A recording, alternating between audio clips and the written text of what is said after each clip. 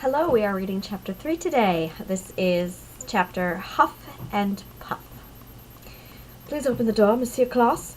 This is official business. I request that you let me in, said the messenger.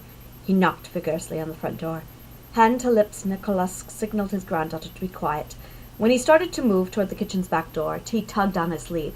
It's okay, Grandpapa, she whispered. It's a man I helped earlier. He's an official messenger. I helped him get away from the Cochran brothers and find his horse. Nikolas looked at T with surprise and concern. I don't think you understand, my dear. No, Grandpapa, you don't understand. His name is Andre Lelou, and he's on official business. He's nice. Nikolas's eyes narrowed. Lelou?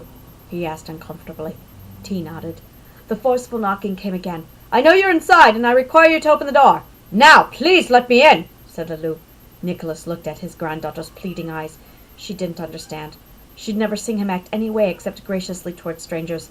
He knew that Lelou's use of official business was his coded way of telling Nikolas that if Lelou got what he wanted, he'd leave without anyone being harmed. Nikolas sighed deeply and whispered, I need you to trust me, my dear. This is not what you think. He took her by the hand and started heading for the back door of the kitchen. T slipped from his grip and ran to the front entrance. I need my little cloak and a backpack, she whispered loudly. You have let me no choice, Monsieur Klaus, said Lelou angrily. As T grabbed her backpack and pulled her cloak on, the door blew open with an explosive puff of smoke, knocking her against the wall and her feet. Lelou peered in and saw the unmoving yellow cloak heap on the floor. Nikolas rushed toward Lelou, instinctively grabbing a long, plain-looking metal rod out from a hidden nook in the kitchen door frame. Andre Lelou drew his flintlock pistol and pointed it at the yellow-hooded girl as he started to moan and move. He gave Nikolas a serious look that stopped him in his tracks, 6 feet away. Lelou grinned menacingly. It is rude to keep a man waiting when he's trying to be considerate.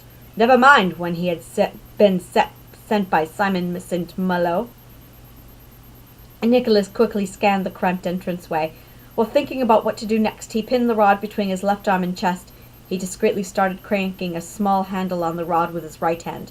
I'm surprised, said Nikolas, stalling for time, that Simon St. Malo would send you. Lelou's face lit up. You've heard me? You've heard of me? He asked, desiring confirmation. Nikolas nodded. So what does Simon want? Lelou grinned again. He enjoyed playing the game of cat and mouse. You know you are a hard man to find. It took me weeks to track you down. I would have moved on to the next town if I hadn't encountered an extraordinary yellow-hooded girl. I figured she might be tied to you somehow, and here we are, he said with a hint of evil playfulness. It would be a shame if anything were to happen to her. He gestured threatening with his pistol. Congratulations, Monsieur Lelou. You sniffed me out. Now ride back to wherever that rat is hiding and tell him the answer is no. Whatever his question is, the answer is no, said Nikolas angrily. He finished cranking the rod's handle. Lelou scoffed. St. Malo knew that you wouldn't comply willingly. He asked that I get your attention by any means necessary and return what is rightfully his, as all inventions are. What he wants is described in here. Lelou tossed a sealed envelope at Nikolas. Without thinking, Nikolas skillfully caught the envelope. It was a simple envelope with St. Malo's seal. Open it, insisted Lelou. Nikolas opened the letter carefully. Give me the steam engine plans and notes, it read. Confused, he looked up. I assure you I don't have any such plans, Monsieur Lelou. Lelou rubbed his left temple. I wasn't planning on shooting a young girl today, but St. Malo knows that you've been working on it. He wants those plans. For more than a year, Nikolas had been exchanging letters with his friend Maxwell Walt. He lived in Inglaterra, an island kingdom to the north. It was Maxwell, and not Nikolas, who had invented the steam engine. Nikolas had only been helping Maxwell work out some of the more difficult questions that he'd been unable to solve on his own. Simon must have a spy close to Maxwell, Nikolas thought, but not close enough to have the full story. Perhaps a person delivering letters? Or an assistant? When did Simon get such influence as to reach across kingdoms? He was alarmed by the idea of St. Malo getting his hands on such an invention. Lelou continued. St. Malo is offering to send you an abundance of coins. Once I have delivered the plan safely to him. T carefully managed to make eye contact with Nikolas, while keeping her face turned away from Lelou. Nikolas gave her an imperceptible nod, and then sprang at Lelou with a metal rod. Simple Simon has no coins, yelled Nikolas. When the rod's end touched Lelou's pistol arm, electrical sparks flew everywhere. Lelou flailed madly and fell to the ground. Throwing the rod aside, Nikolas grabbed T by the hand and ran out the door. deep within the forest, they stopped for a moment to catch their breath. Nikolas tried to judge where they were.